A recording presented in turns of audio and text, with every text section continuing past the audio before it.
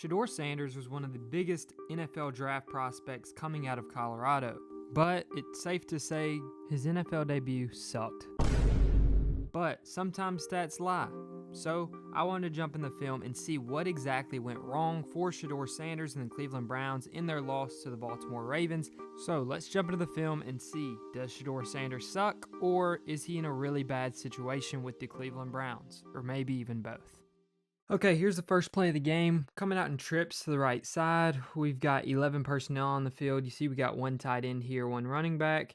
And here we give Shedeur Sanders just a really easy completion. You like this. You get him out of the pocket, let him roll out, let him throw on the run, something that he's really, really good at. Okay, here on this next play, the Ravens are coming out in a cover 2 look. You see we have 2 high safeties. This one's playing a little bit down in the box at first, but he's going to roll back late. And this is actually a really good route concept called up here, and Shedeur Sanders does a really good job of using his eyes to manipulate the linebackers. And what I mean by that is in cover 2, you have 2 deep safeties, so this Mike linebacker right here, he's in charge of the whole field. And the reason that's important is he's worried about digs like this route right here coming in behind him. So he's going to go to drop back because Shedeur's eyes are going to tell him he's throwing behind him. And Shedeur manipulates this to hit a throw in to David Njoku right there and just does a really great job of it. We're going to look at it from the end zone view and it's really going to show what I mean by it. So watch, he looks at Njoku, he realizes he's going to have Njoku, so what he does is he stares straight at Roquan Smith, knowing Smith is going to watch his eyes,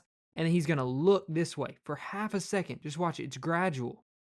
Just for half a second, he looks that way, makes Smith back up, and then he hits David Njoku right there for a solid gain. So you already see coming out, we're 2 for 2, which is why it's really, really concerning that for the rest of this game, he went 2 for 14 with an interception, right? Here on this next one, it looks like the Ravens are in cover 3. You see one high safety, corners both lined up high and outside of our receivers, which tells us they're playing outside leverage, which tells us they're trying to force stuff back to the inside, and they're going to play their deep zones. And we're going to have a spacing concept called up where we have a quick out right here and a hook over the ball. And we have the same thing called up on this side of the field. And I don't really love this concept against this coverage, especially not since he has outside leverage so he can break on anything down. And he doesn't really feel threatened deep if both of these guys stay short. And the problem with this is Shedeur is going to throw a really good ball here. Gets to his back foot and gets it out, right? But because the corner was able to just sit and wait on that out route, he makes a play on the ball. We're going to look at it from the other view here just to see, like, this wasn't really left inside. Like, that's a great ball. The corner just gets paid too. Therefore, if you call up that type of concept against a corner like that, he's going to make the play on the ball. So I don't grade that as a bad play for Shedeur Sanders. Next up, we're going to have Shedeur Sanders' interception, and I actually do not have this being his fault at all. Now, a lot of the ball tap guys out there who hate when quarterbacks tap the ball before throwing it are going to say, oh my goodness, Shedeur Sanders calls himself. That's not what happened here. We're going to have a quick out right here by our receiver, and then we're going to have a deep corner by Jerry Jeudy right here, and all Shedeur has to do is make a high-low read. Hey, which one's open? Hit that guy quick. It's going to end up being this receiver, but the problem here is Shedeur Sanders isn't calling his own protections. There's no way he hasn't gotten any reps with the star no line, anything like that, and you see they've got us in double mug right now, which means they have 1, 2, 3, 4, 5, 6, 7 guys on the line of scrimmage and 1 guy in the box on top of that. So there's 8 guys right around the line of scrimmage. And the center makes up his mind that he's going this way at first. We got this way, this way, this way, and then we're going to block this way, and then I think we get some chip help with the release over here. And the problem with that is if we count these guys, if they blitz from this side, we don't have enough people because we're sending 3 this way and we're only going to have 1 or 2 guys to block. And that's exactly what happens here. But it's really bad because the center, I believe this is Ethan Posick, realizes, hey, we've got 1 guy over here, we've got 3 people to block him. Instead of instantly getting his head around, he keeps looking for a block. He's fighting through his right guard right here,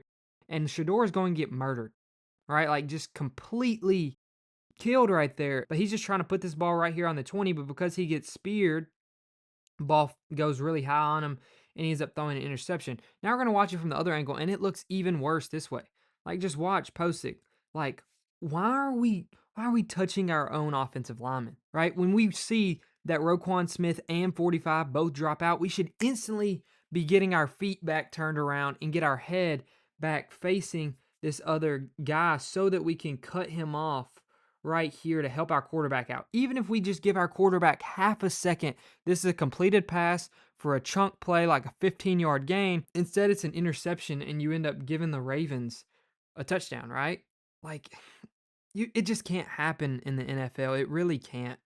Okay, on this play right here, we're gonna have a PA boot, so we're gonna get Shedeur out of the pocket. Really great job by the coaching staff on that. I think that's when he's probably going to be playing his best, when he's trying to get in rhythm at least. And we're gonna roll him out of the pocket here. You see we're in 11 personnel, one running back, one tight end, which tells us, hey, they might be running the ball, might be passing it. Still a really good play call right here. But my biggest problem that I have with this is this play doesn't count. So it's not going to count against Shedeur. Watch what he does right here. You can't do that, right? He has to have someone coaching him and tell him never throw across the middle of the field. What you would like for him to do is pump fake it and then take the outside and race Kyle Hamilton to the first down marker. But instead, what he does is he like double clutches, pats the ball. Anytime he pats the ball, the DB instantly knows he's throwing, because that's kind of that tick that a lot of these quarterbacks have, is where we're tapping the ball every time we're going to throw, right? So he taps the ball, Kyle Hamilton says, okay, that's free, and then he goes to pick it off. And unfortunately for him, he drops it. Fortunately for Shedeur, he does, but literally all Shedeur needs to do right here, tap it, pump fake it. You see his feet get stopped, and then just go, right? That's all he has to do. But Kyle Hamilton's smart enough that he sees Shedeur's feet leave the ground, and he sees him pat that ball, so he goes in for the interception. That's just something he has to learn, to never throw across your body, because if this play would have counted and Kyle Hamilton would have called it, that would have been 2 interceptions in the game, and that's not a great way to start at all. We're actually going to end up getting blitzed by the Ravens, and I don't blame this on Shedeur at all. I actually blame it on the coaching staff. We're going to get blitzed here, going to come up the middle. We're going to roll out on this side, and then we're going to blitz here, and we're going to blitz from this corner spot, okay? So my biggest problem that I have with this, honestly, is the lack of freedom that a lot of these receivers have, right? And what I mean by that is, when we see that this guy is blitzing and we see that our corner guarding us is blitzing, automatically, to me, as a play caller, I would want my receiver to have the ability to cut on a drag right underneath, be the hot read for his quarterback so he can get the ball out quick. But what I want you to notice on this play is Shedeur doesn't have a hot read. There's nothing there where he can say, okay, I'm going to go here quick. Now, it's supposed to be the case with David Njoku, but it ends up not being it because they guard it really well. But he is still going to have something open on this play, and that's Jerry Jeudy. But he makes a play and then gets taken down. That's one of the bad things about Shedeur. He turns what would be a 4 or 5 yard sack into a 14-yard sack, pretty much killing the drive. But I want you to notice this. This is something that I have noticed on film all the way back at Colorado, in his preseason start against the Panthers, and in this game as well, where Shedeur Sanders sometimes doesn't keep his eyes down the field. Now, I know a lot of quarterbacks do this, but it's really bad with Shedeur Sanders. Right here, he's drifted in the pocket. He's opened himself up where he can make this throw. He should read the leverage of this corner on Jerry Jeudy, and he should put a ball in right there on the other side of the numbers, right? And if he does that, we have a huge completion. Jerry Jeudy probably breaks away and scores us like a 60-yard touchdown. But instead, what he does is he says, oh, my hot read isn't there, and he instantly looks down at these guys. Now, as any quarterback knows, as soon as you start looking at the D lineman, you are screwed. The play is over. Unless you make a crazy play, which he does at first, but they sent too many guys for him to be able to just escape the pocket. So what he ends up doing, he does this really good spin move, and it's like, oh, there's just another guy. So you take a huge sack because you took your eyes off your receiver. I do have this as a negative on him, but I also don't think this was a great play call to combat the blitz and have a good hot read option on the field. Next play, they're going to blitz us again. They've realized that it's working, and they're just going to keep hitting us with it. We're going to have a really good play call, in my opinion, called up to beat the defense they're in. And what that is, we're going to have a backside dig right here. We're going to have a crosser. We're going to swing our running back out to the flat, which is a really, really great idea here.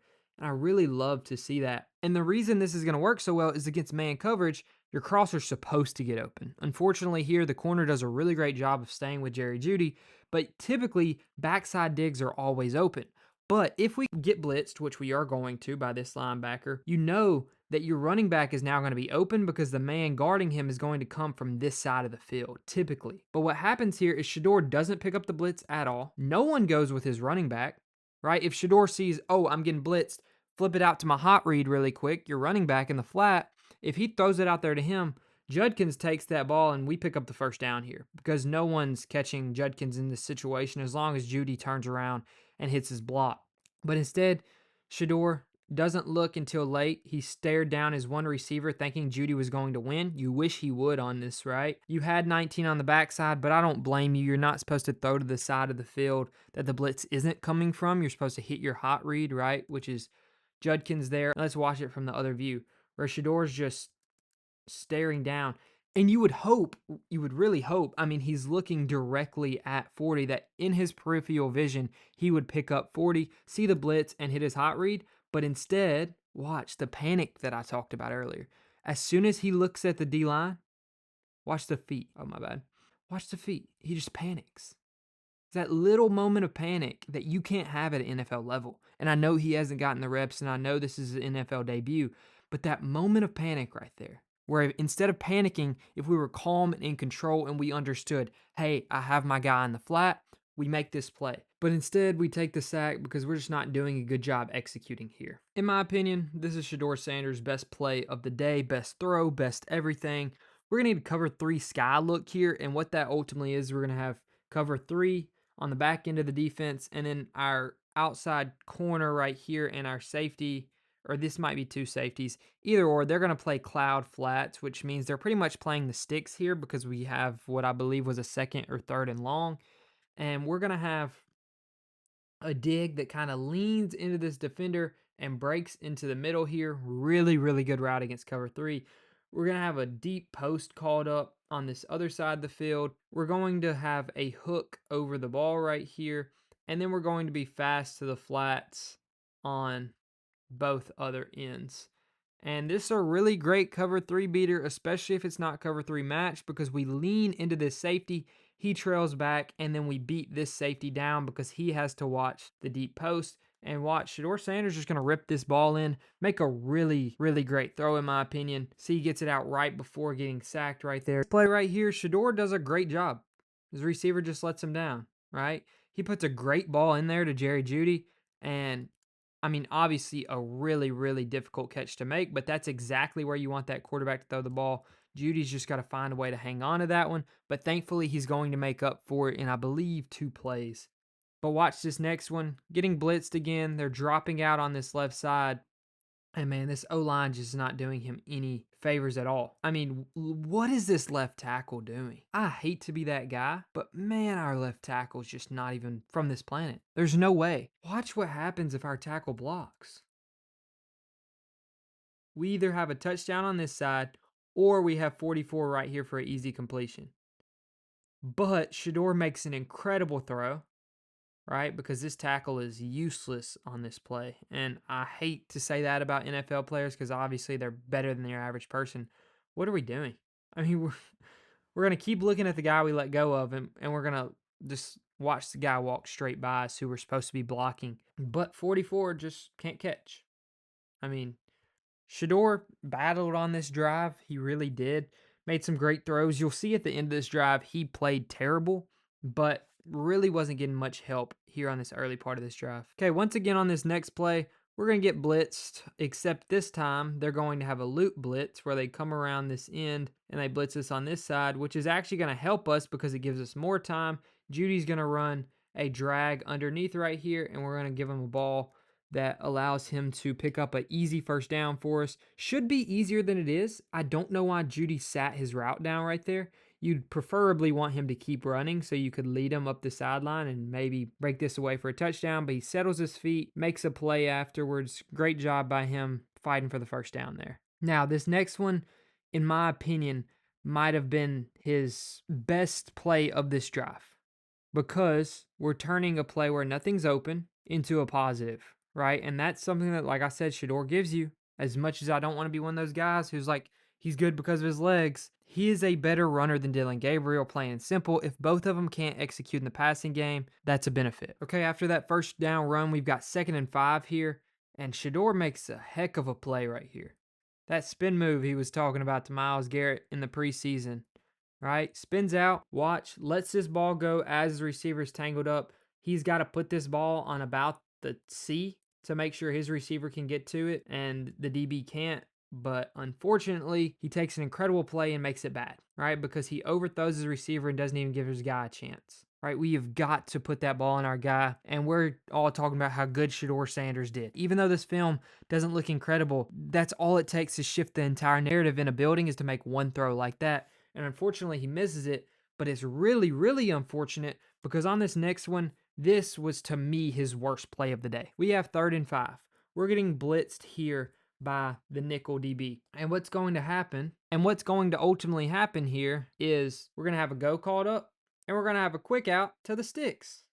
Now, if I was a betting man on 3rd and 5, I'm hitting my guy to the sticks every time. And Shedeur is too ahead of himself here thanks to his college football, completely ignores his best receiver having a walk-in touchdown if he leads this ball to the outside and he cuts upfield, and instead chunks it up to a very mediocre receiver, 84, and 84 almost makes the catch, but Wiggins makes the play on the ball and knocks it out. Like I said, this is his worst play to me. You cannot, on 3rd down, ignore someone this open in the NFL.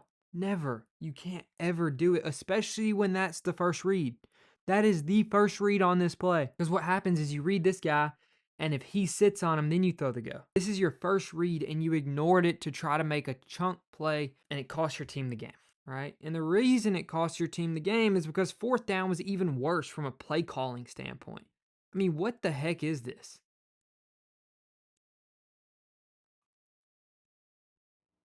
But it's not even fully on the play caller because I bet the play caller didn't expect the right guard to get beaten off the line this bad. You had to escape the pocket. The Browns are a disaster.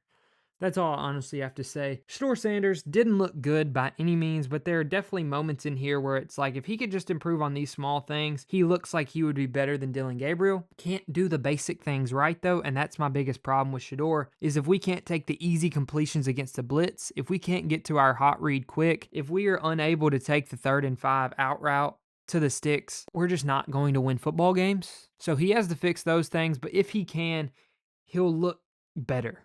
Right? But this game, not good at all. Really a terrible NFL debut, in my opinion. Granted, odds were really against him with the amount of offseason work he got, with the receivers he has out there, with the offensive line he has blocking for him. But Gabriel's dealing with most of those same things, except for he got more work with the starters, obviously. So, thanks for watching. Let me know down below what you think, and see ya.